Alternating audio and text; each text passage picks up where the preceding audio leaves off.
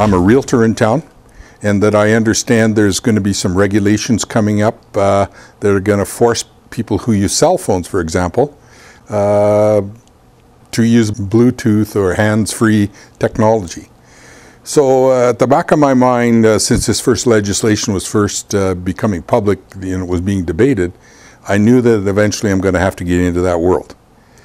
If that was kind of happening in the background, then I discovered there was some really good real estate software that would only operate on the Apple smartphone. So that further motivated me to make that kind of a purchase.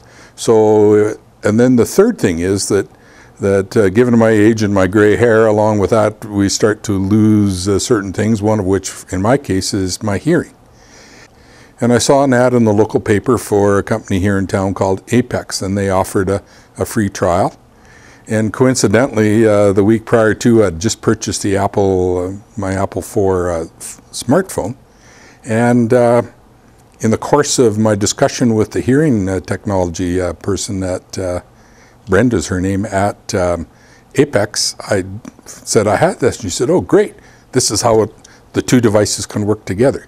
So what I have is an Apple cell combined with a hearing aid device that is streamed to my hearing aids. So when my cell phone rings, I'm in the hands-free mode. It goes directly to my hearing aid.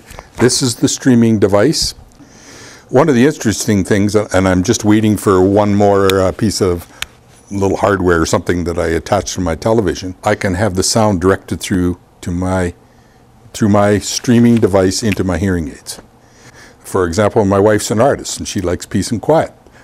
And we happen to share the same room with the television, so she doesn't want the background noise. And I think that will be a huge help. Well, given my age, I'm well into the gray years. It has been a fairly easy transition, at least it has been for me. Initially, you wonder, can you handle this kind of technology? Are you able to handle this kind of a phone? Can you handle this electronic device that's in your ear?